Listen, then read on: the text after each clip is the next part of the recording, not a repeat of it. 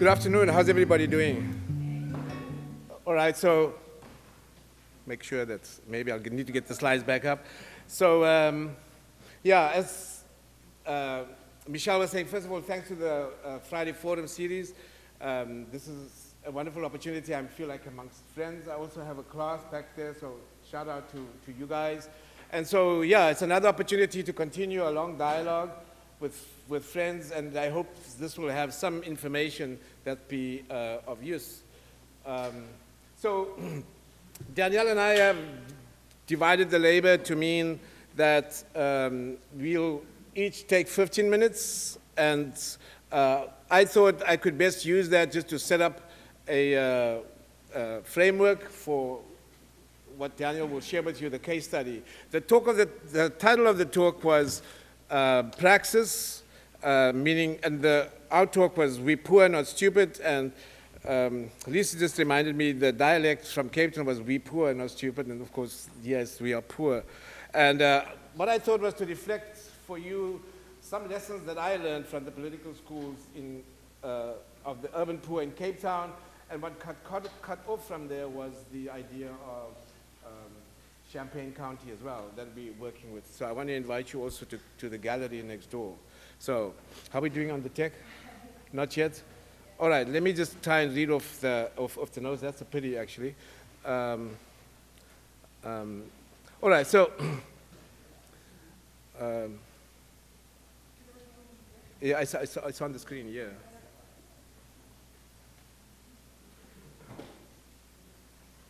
No? Okay.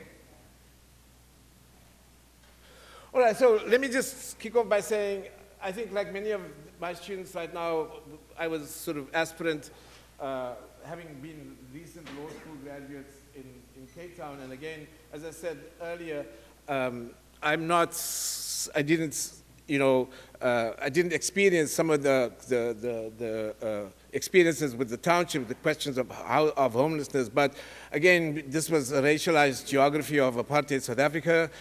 20 years later, there's a democratic project underway. But so we were fighting, as we said then, we were sort of pariahs in the land of our birth, so we were outcasts in that sense. And these were deeply racialized. So thank you so much.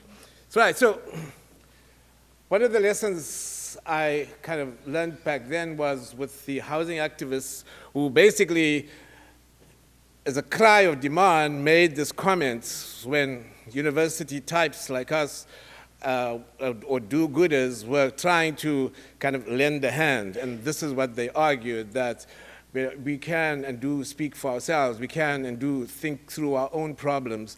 But what we need is for you to assist us to create those conditions. So the project we had last year with the township was about amplifying voices. So this idea of giving voice to the voiceless is a very, I think, wrong-headed and sometimes problematic notion.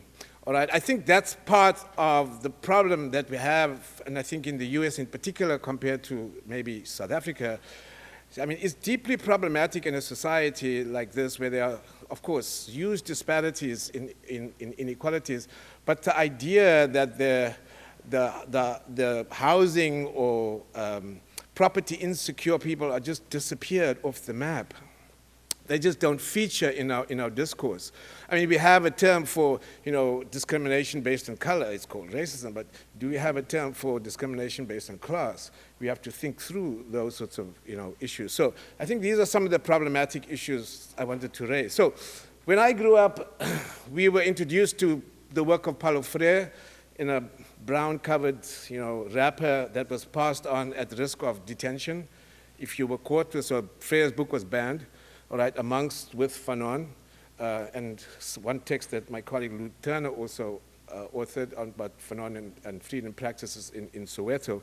So we got introduced to that, and this notion of praxis was sort of very liberating, right, about what we were trying to do. So what I want to suggest to you is that in rethinking the project of freedom, particularly now in these very dystopian times, that we maybe recover Freire's thinking.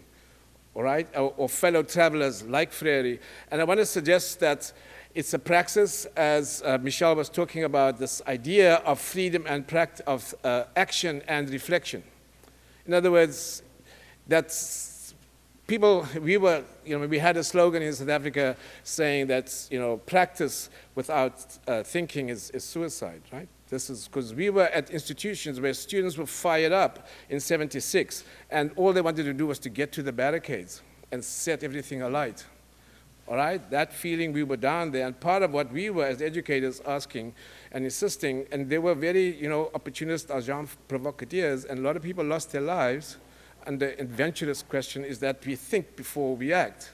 Of course, the other part, and you can fill in the gaps, thought without practice, which is a lot of what gets done here, is just sort of, wishful thinking, right? So anyway, but I want to also say that the idea of freedom, and this is a sort of Fanonian sort of notion of the dialectic, is where we are thinking in excess of our experiences. In other words, people are reaching always beyond where we are. So we have to think through and beyond the current conditions. Let me move on by making the following argument. So I want to suggest this topic is particularly useful right now because in South Africa, as worldwide, I think we are witnessing a return of anti-state and anti-democratic, anti-market democratic movements of the dispossessed and the displaced people, or what Fanon would have called the wretched of the earth, or the damned, right?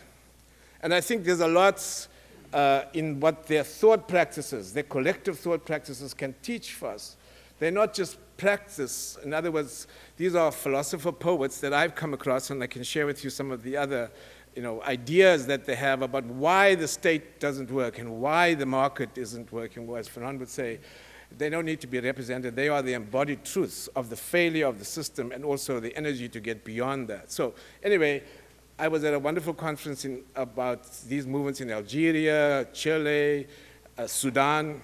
All right, it's just fascinating, this outbursts. And again, these are in waves, and the most recent wave is still ongoing now in Algeria. And I would highly recommend people pay close attention to what's happening in Algeria right now. And every Friday for almost a year now, right? And the slogan in Algeria is they all must go. All right, none of them, they should all go. All right, so anyway, I want to suggest that our responsibility is to once again rethink this relationship between ideas, again, of what Fanon might call honest intellectuals, all right? Or what Gramsci might call organic intellectuals. And what does they mean by honest intellectuals? I think my reading about the Fanonian idea is intellectuals who've broken with the ruling idea. We're not here, in other words, as some other authors would have argued, to manage the production line of academia for people to get jobs, right? These are people who've broken with this philosophy. In other words, it's a practice of education as a practice of freedom, right? This is the Freirean, exhortation, is what is the value of public education? Particularly right now, while student debt is rocketing, all right, and public institutions like this are fast privatizing, right? So, and again, by grassroots movements, I mean democratic movements. There are very sort of archaic and fascist grassroots movements on the ground, so let's not romanticize that as well, right? So there has to be a practice of grassroots movements. And so what I want to say is Freire right now, and Fanon in particular, is to think about freedom as a praxis beyond place. I think for now, there is still a romanticization or the notion that people are to remain in place. I think, and this is the question, and we all have this sort of identity politics of where we're from, who we at, all right? So I want to say that this politics starts, all right, that the dispossessed and displaced people can first of all think. That's very important. They have ideas.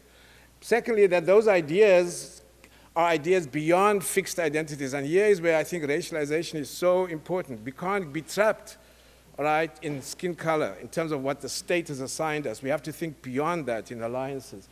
I also want to suggest, as the class I'm sort of teaching, is that we have to think outside of place.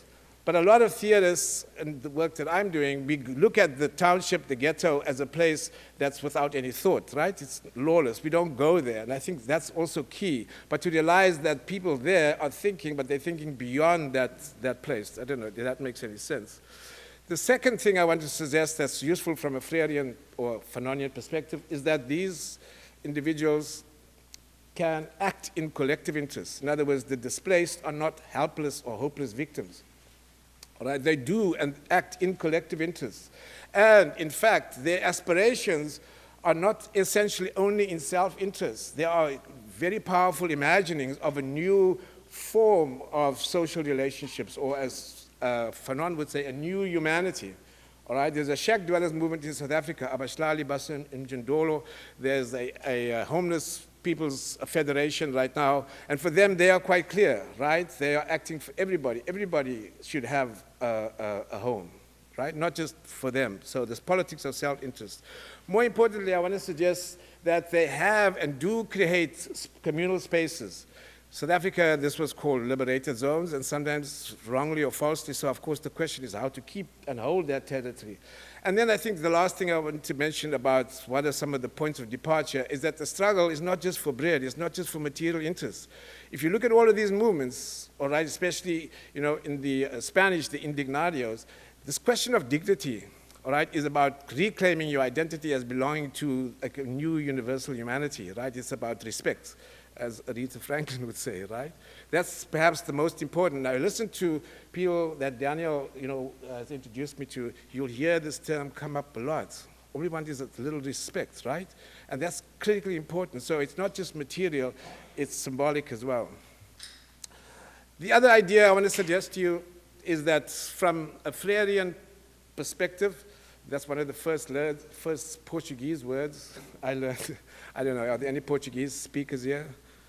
I couldn't get the inflection, but the idea of conscientização, all right, this process of conscientization is a very important notion that Freire has introduced to you. It's a dialogical form of learning. In other words, learning not in abstraction in a library, but learning through a dialogue, all right? It's a very dialectical practice. So what does this dialogical thinking teach us? One is that it, I think, replaces the politics of victimhood with a politics of political subjectivity. It gives agency. Poor people are not without agency. They're not only just victims. They have, right? They have agency. And in the dialogue that we've been involved in, you'll find treaties like the awakening of the oppressed, right? When people become, and this is in my generation, but struggle stalwarts like Steve Biko taught us, right? That's what he called blowing life back into the black man, right? Which was beginning to believe that the power is within yourself, all right? It's not outside. So, and that they're capable of resolving their contradictions through dialectical practices.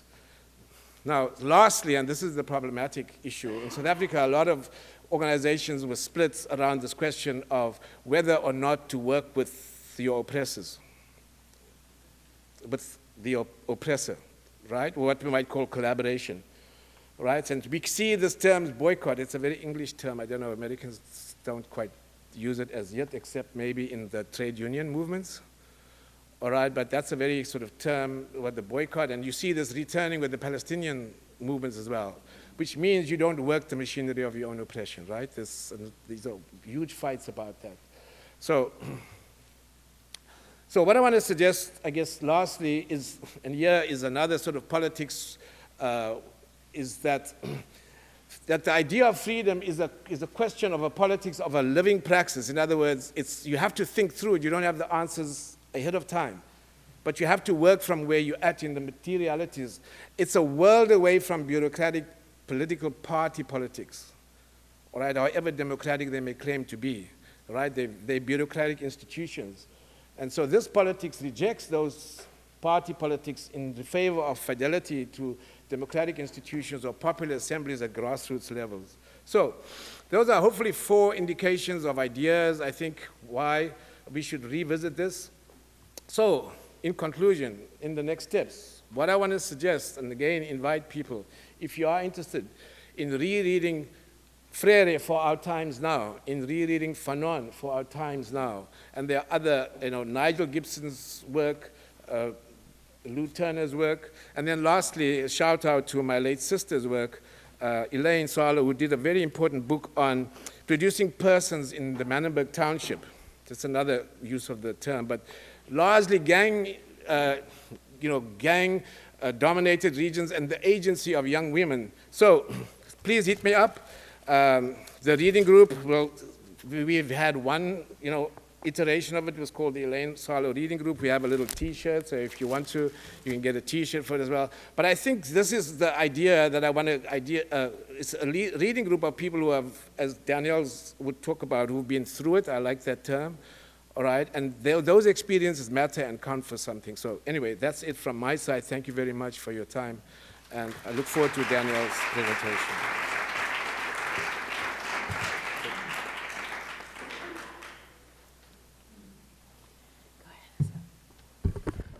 Ken, you didn't tell me that you had a reading group. I'm interested. So, greetings, everyone. I hope you're enjoying your lunch, and I'm very appreciative that you braved the cold air to come talk about praxis.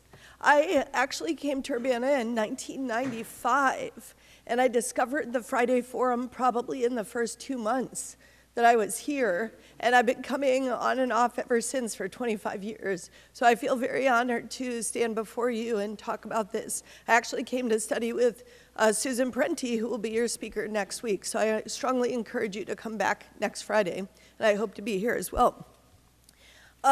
Last night, we had over 100 people in the gallery next door. I was shocked. I was we had an inspiring evening of storytelling, song, and sharing. And I'm going to actually end with what I think it takes to change, to make change in systems. So that's kind of where we're leading. And I feel like yesterday's event is a big demonstration of that. If you'd like to watch stories and testimonies of your neighbors who have been through it, you can actually go, I posted it publicly to my Facebook page. I'm under Urbana Visions is my handle, and you can actually see the entire conversation. It ends with our state representative reading a poem, impromptu. It was not expected. She just showed me this poem and said, I feel really inspired by the stories, and this is my contribution. I said, well, go up and share. So she has a wonderful poem at the end that I encourage you to hear. So, as I think most of us know, it's 2020, and we're facing the crisis of our lifetimes. It's difficult for me to stand before you at 47 years old and know that most of the crisis that you as young people face right now has been building since I was born in 1972.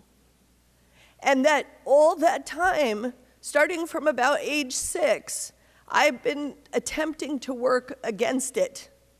So my father's a renewable energy expert. When I was a small child, he talked about global change, climate change. It was called global warming at the time. And he explained to me, he said, he was invited to be one of Bill Clinton's advisors on climate change, and he refused after he interviewed for it. He said, it's total shit, Danielle. They have no intention of doing anything. And he mostly did not work in this country. He worked in the Philippines, he worked in China, he worked in Africa. There were other countries that were interested in addressing their carbon emissions well before this. So what do? It's a terrifying situation to be in, to be facing rising seas, to be facing fierce weather events. I can't imagine actually what it would be like to be 18, 20, 25 right now. What I guess I would invite you to think about is that where we respond to climate change is right here in our community, and that the best thing that we can do is to build resilient, effective, strong, loving communities to resist all of the things that come with enforced scarcity on our communities, where we're divided across race, gender, sexual orientation, where we're constantly being divided. Now, it's really important for us to understand our differences and our backgrounds, but we are in a situation where we have to hold hands across our differences and build resilient community here in Urbana to address the next decade. And I think that we can. So what does this have to do with Township? I was having, this morning, I surprised staff at Township by saying, we're going to have Staff Appreciation Day, so please sleep in and then come over and I'm going to feed you breakfast. And I actually wanted to share, I'm going to show you our team first and foremost. This is our team at Township, and we were having breakfast and they shared a couple of quotes that really helped to underline the contradictions in our current system. So this is Tomas here. He said, you know, we live in a society where sending a mission to Mars seems totally possible. We're totally capable of doing this in my lifetime. But ending homelessness seems inconceivable. Jen, who is right there, who's running for county board, she says we live in a society where we have no kill shelters for dogs and cats, but no year-round shelter for our neighbors. In fact, in Champaign, Urbana, we have no same-day shelter for families at all. Women and children come in our office weekly with absolutely no place to go and zero resources to support it. And I want to talk a little bit in this talk about why. April 1st, there's a participant, I've changed his name, we'll call him Larry. He has been incarcerated 3 times. He's had the first incarceration was burglary. The second 2 were, drugs. The third was trespass. We see this a lot, that someone catches a case at the age of 18, and then you might see 6, 7, 8 times they're incarcerated or caught. And oftentimes the later issues they're not very serious issues, but once they're in that system, the kind of talons of the system wrap around. This happened to Larry. So on April 1st, he's going to lose his food stamps. It's not a conversation that we're having in this community. It's going to affect a lot of people. Anyone who the federal government considers able-bodied, which is every single person we work with at Township, and I can tell you right now, they'll be required to work 80 hours a week to receive food stamps, or volunteer. Do you know what that comes to? It comes to $2.40 an hour. So they're going to be required to work or volunteer at $2.40 an hour to receive $1.92 a month. Do you know how much that is per day? It's $6.40. I'm sure at some point, some of us, and I certainly have, lived off of $6.40. I remember ramen, bread, peanut butter. That's about potatoes, pasta maybe. But at Township, we work with the lowest income residents of Urbana, and we have a sister township, City of Champaign Township, run by Andy Kornstrom, and we hold hands across Wright Street, working to support the poorest of the poor. So what I've articulated is essentially a series of contradictions we face, right? Situations where, how do we decide we're going to Mars, but we can't feed people? I mean, right now, the Trump administration put out a budget that is like the Frankenstein of all Frankensteins. I mean, it's a budget that's basically like, we're going to build military warheads. Some of them, for the first time, we haven't been building at that level. And we're going to slash Medicaid, food stamps, health, housing subsidies, etc. We accept unacceptable problems because we've inherited them. So I'd like us to somehow, in many ways, move outside of the world that we've inherited and think, what are the criteria for the society that we want to live in? What are those fundamental things that we want? And how can we make governing, I don't use the word government, but I would say governing as an action, as a verb. How can it be the coordination of our desires for our society? How can we pool our resources to meet our needs without gaps, without flaws, always improving? At Township, we're neighbors helping neighbors. This is our garden. When you think of government, do you think of that? Probably not, but that's what government needs to become. We, the public, our public institutions, need to be institutions that grow food in our backyards to feed people. This is our free garden. There's not much there right now, but there will be. We're actually having a seed exchange in April. You're welcome to join us. And then we'll be planting potting plants for people in home containers in May. And then starting June, July, August, we'll start seeing greens come up. People just come and cut, and they eat. And hopefully with the SNAP cuts that are hitting April 1st, we're hoping to have more and more food. We partner with Sola Gracia, and each Saturday they drop off big baskets of fresh vegetables. And on Monday, they're taken, almost all of them taken on Monday by participants who come into our office. In Urbana, we support 1 out of 40 people. So 1/40th of the population in any given year in Urbana is served by our office. So I want to talk just a little bit about what Township is, partly because I want you to know where to go if you need help, and also how to direct other people. Then I want to talk a little bit about poverty in our community, the roots of poverty, and end with how I think we make change in systems. So we provide general assistance for folks who are temporarily unemployed or disabled, awaiting disability payments, and we also support people with rental assistance. That's a new program. With general assistance, we give people a bus pass and $300 a month. And we supported about 250 people last year. 100 of them were homeless residents in Urbana. Just for the record, if you Google how many homeless people are in Urbana, you'll be told that it's about 20. But the reason why is because the way the federal government counts homelessness is on the coldest day of the year, volunteers go out and they count people on that one day, and that's the number of people who are homeless. So don't be fooled by that statistic.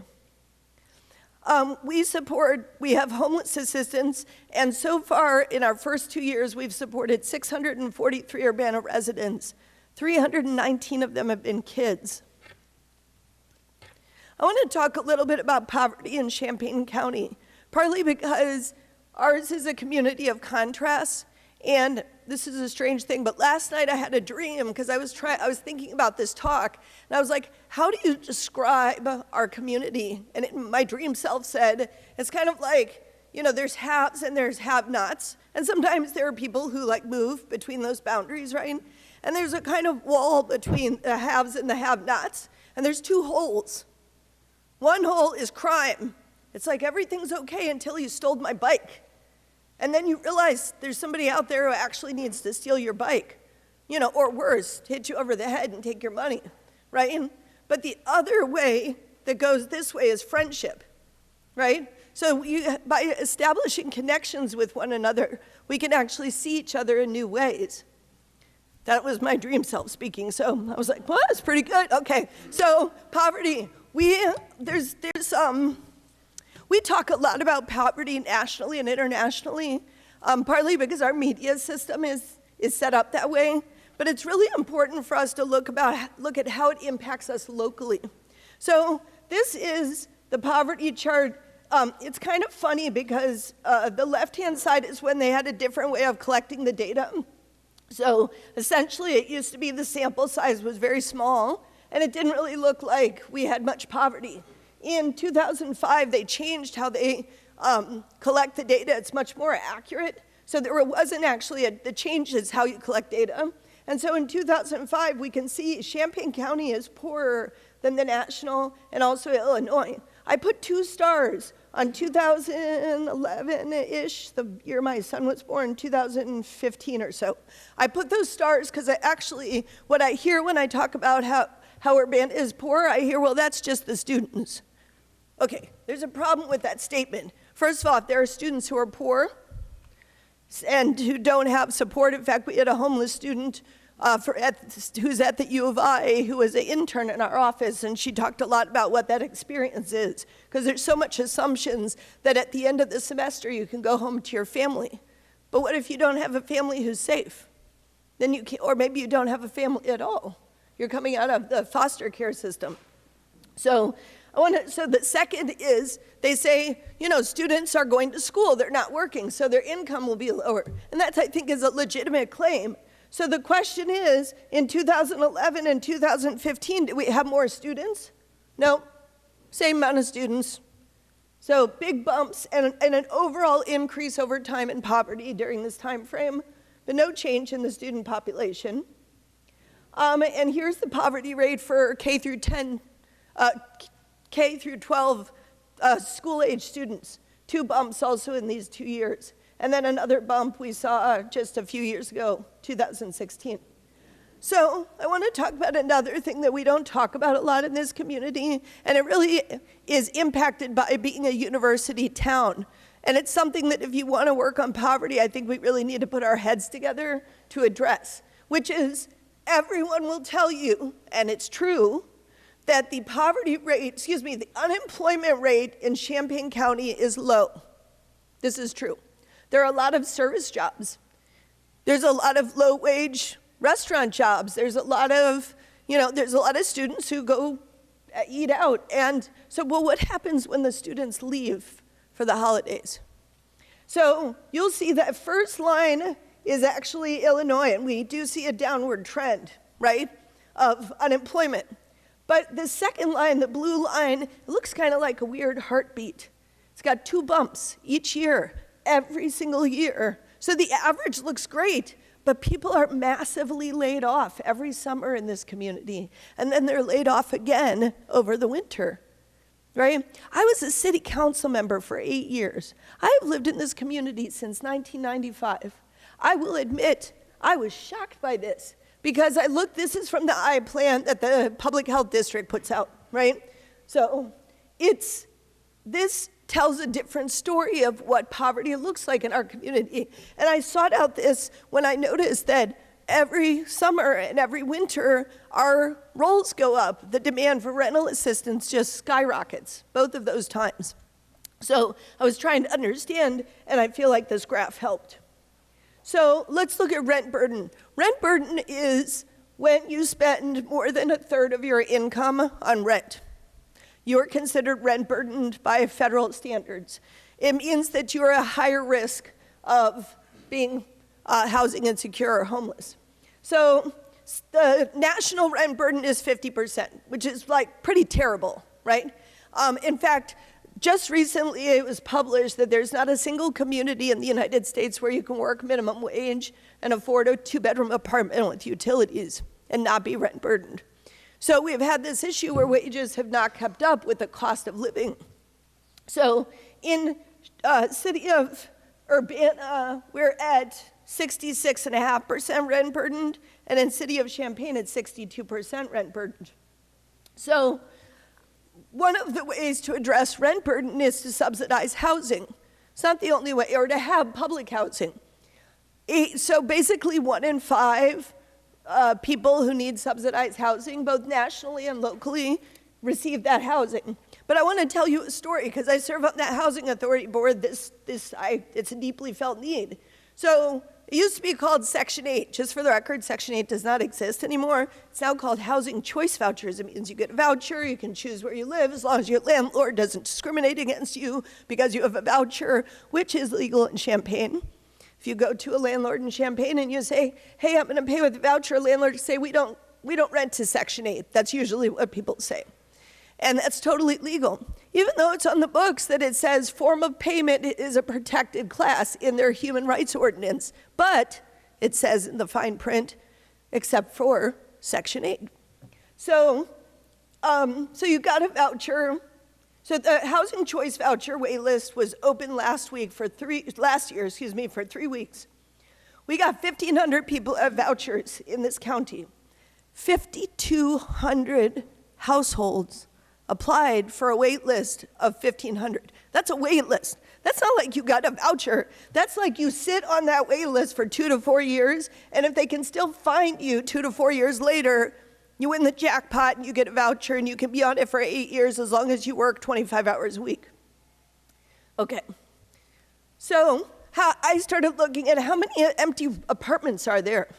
I was like, well, what is this? Is it like people can't find housing because they're just not spaces? I'm seeing all these high rises go up. What's going on? So this is all American Community Survey data. You can look it up yourself. It's the census data.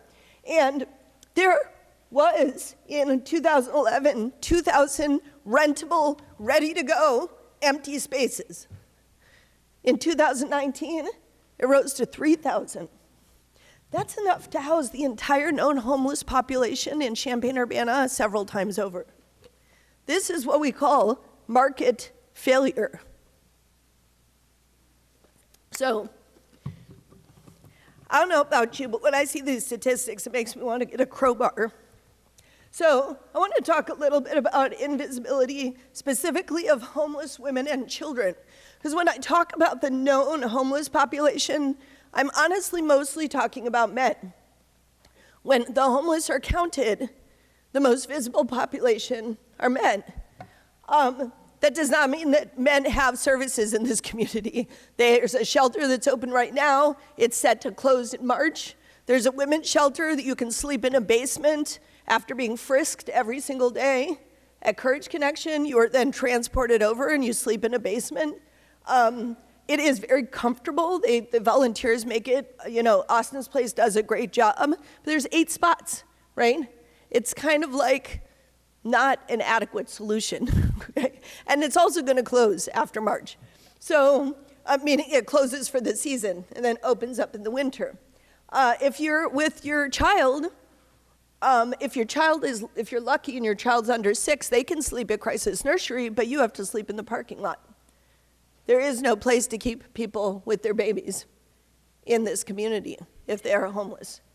In the middle of this crisis, the Regional Office of Education decided to close its hotel voucher program. It used to be that if you had children in the school system, you could at least have a place for 3 to 8 days to try to figure out a solution. That program is now gone.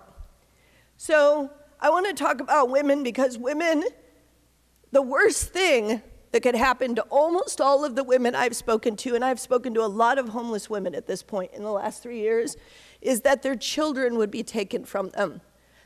They are willing to put up with a level of terrorism that is hard for you and I to imagine so that they can stay with their children. And they are afraid, because there is a history of this in Illinois, even though it is illegal at this point, of separating children from families because it's considered neglect, right? Now, to be clear, the law is clear that you cannot take a child away because the family is homeless. But you can if they're neglected, and women are so concerned about the appearance of neglect that they will not seek services. So there are many, many thousands of women. I found it interesting that amongst industrial nations, the US has the largest number of homeless women, and the highest number on record right now since the Great Depression. 92% of homeless women have experienced severe sexual or physical violence. And oftentimes that is the beginning of their path out, their path out of their house. So a lot of folks that we've spoken with, when we ask, where do you stay? They say here, there, and everywhere. And if we dig a little deeper, we find out that there's a trade that's happening. And that trade is that they're oftentimes either forced to have sex with their landlords to get a place to stay, or with a friend. Sometimes they don't agree to it, but that they're raped. There are a number of women who we've helped get out of situations where they are regularly being assaulted in hotel rooms or houses in this community. And the reason this is happening is because they literally have no place to go with their children. So we recently did a report that I would really like I want it to be the beginning of a conversation. In the county, less than 1% of women conceive their first child under the age of 16. But at Township, 10% of the women we've served conceived their first child, meaning they were raped, just to be clear about the lexicon, before the age of 16, and ended up having a child. Many of them have multiple children. So the next time we think, well, why didn't she get her crap together? Why is she, why did she end up having so many kids so young? Why did she choose to do that? Once she had one, why did she keep having more children? Right? It's like maybe she didn't choose. Maybe it wasn't a choice. Might have been an uncle or father or someone who her mom had to stay with because otherwise they wouldn't have a place to stay. There are 2 welfare philosophies in the United States. I'm quoting Michael Katz, political scientist. One is the deserving and undeserving poor, that we should sort people into those who just kind of fell on bad times and those who are actually really bad apples and bad actors who are trying to take advantage of the system. There is also another model, and it's a social equity model, and it looks at how housing, healthcare, food, safety are human rights for everyone, regardless of your situation. We don't even need to ask you questions about how you got into that situation. If we think about those 4 things as rights, they are rights. They're not conditional. So I like this, the artist Angus Maguire created this reality, equality, equity, and liberation. Sometimes we talk about equality and it's like, well, we should all be able to go to school and have equal access. Well, that kind of looks like the second.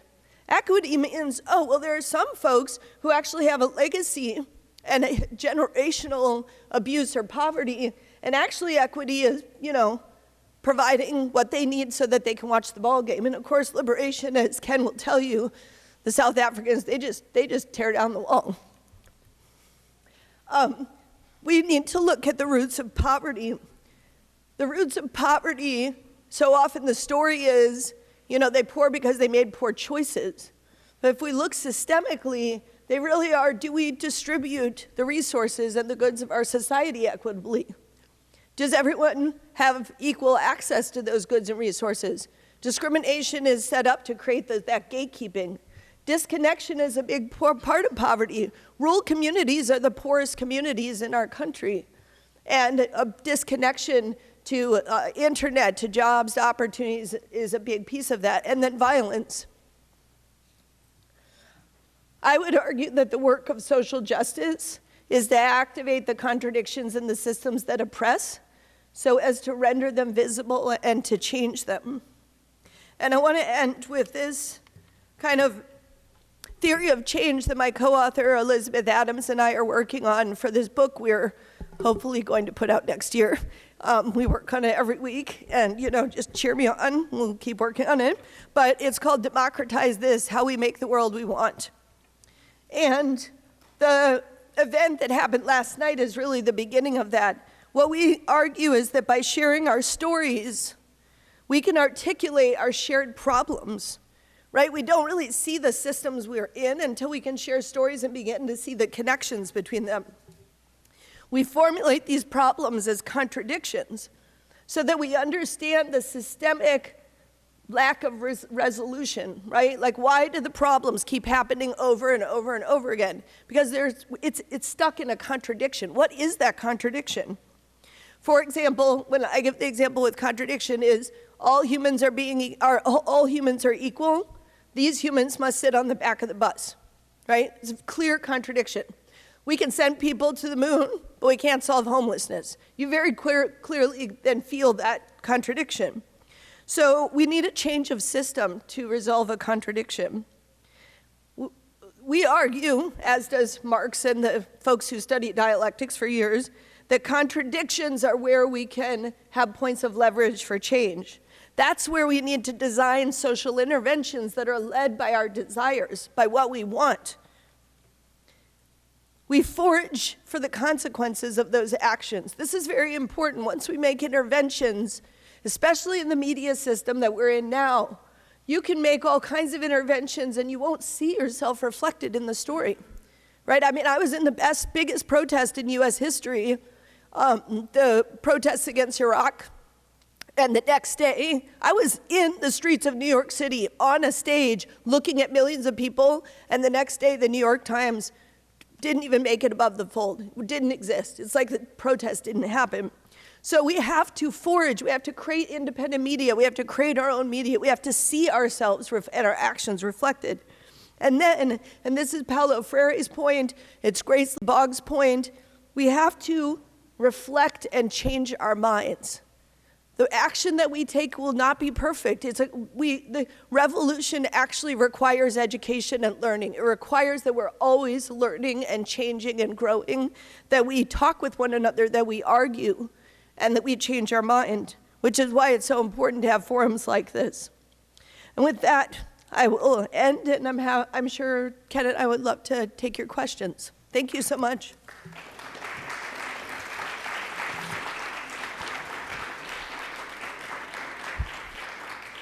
I also wanted to mention that I left a one-pager that the township created.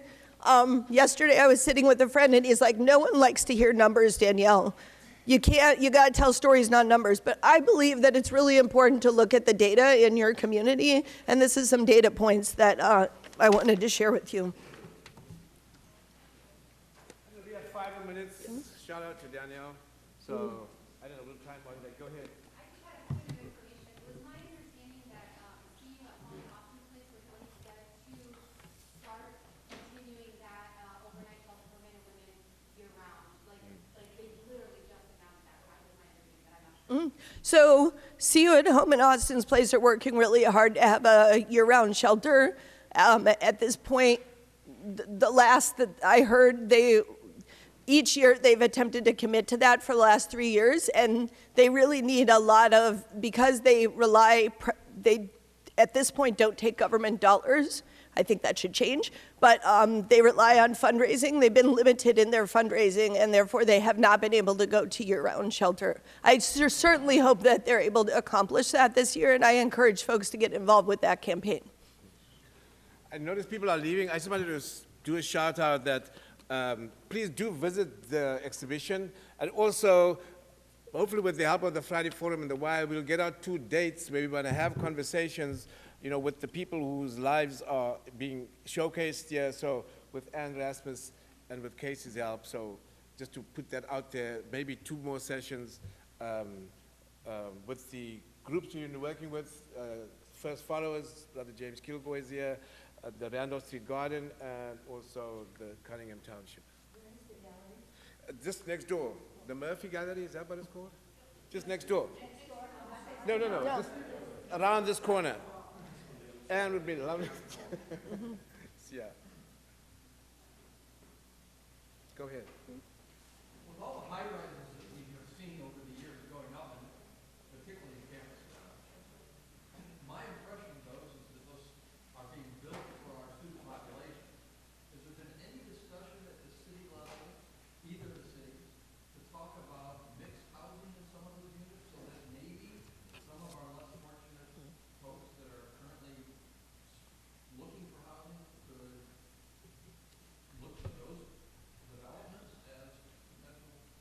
So just 3 months ago, we started having a series of conversations initiated by State Rep Carol Ammons with both mayors and myself and some of the staff members at the cities. And I brought to their attention this data about housing vacancies. And I said, you know, because I think there's a misunderstanding of the economics of property development, that properties need to be filled to be profitable. And that's not true. In fact, you know, it really has a lot more to do with kind of depreciation schedules and, you know, being able to get certain levels of rent. I think a big principle of an unspoken principle of our community is that this community has held a very bright line on University Avenue for a long time. In fact, that's actually a quote from a police officer here locally, is he saw his job as holding this, or U of I police officer holding a bright line on University Avenue. My friend Martell, who works in our office, says when he was a child, he could never get to Green Street. He would walk from his neighborhood behind Pravina. He could never get to Green Street. He'd always be stopped by the police, right? So I think I was told by the former assessor at the township when I asked this question, he says, oh, they don't like to mix students and locals. And part of me wanted to say, oh, because we'd start a revolution, but I don't think that's what he meant. You know, I think he meant to say, like, you know, we have this idea that the student population is a protected class. And in many ways, the criminal justice system in this community really focuses on creating a market, being able to market a safe university to students here and abroad.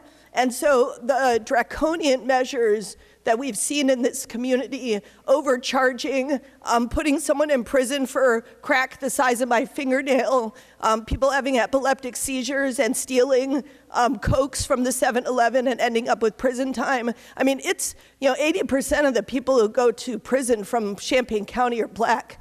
And we're like 13% African American. So I think that the larger picture, like that's kind of, I feel like we have to take on that larger picture We have to actually become one community, because there are systems in place that have really divided the campus community from the local community. And there's a set of economic assumptions about how we need that segregation, whether it's for safety or, you know, whatever people feel. And that's why I think it's really important to bring folks from the community to the Y like we did yesterday and have a conversation where folks explain, you know, what their experience of homelessness was like in this community, and students and faculty members could hear that. You know, and I honestly think, you know, there needs to be a change to the tenure system. My best friend is tenured faculty here, and when she was doing community service, she was told it was going to hurt her tenure. She said, my department told me, don't do this community stuff. It's not good for, it's not going to get you tenure. So I think I just wanted to answer your question by kind of zooming out and looking at the big picture. We got to take this on all levels. This is a land grant institution, damn it. Like, it's supposed to serve the public. And it really should not be acting like a private institution. Thanks for the question.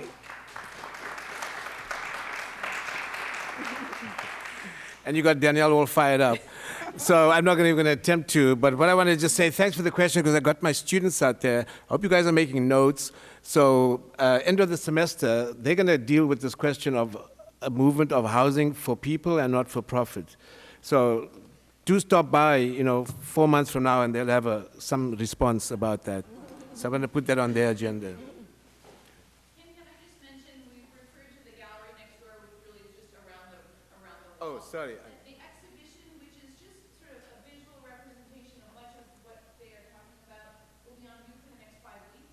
And it's a great place to come and learn some stuff, to ask some questions, and to invite people into the conversation. The reason Absolutely. we keep exhibitions up around important topics Yeah. for as long as we do is you can come back and you can bring people back to the conversation. So really invite participation in that space and questions and further contact. Yeah.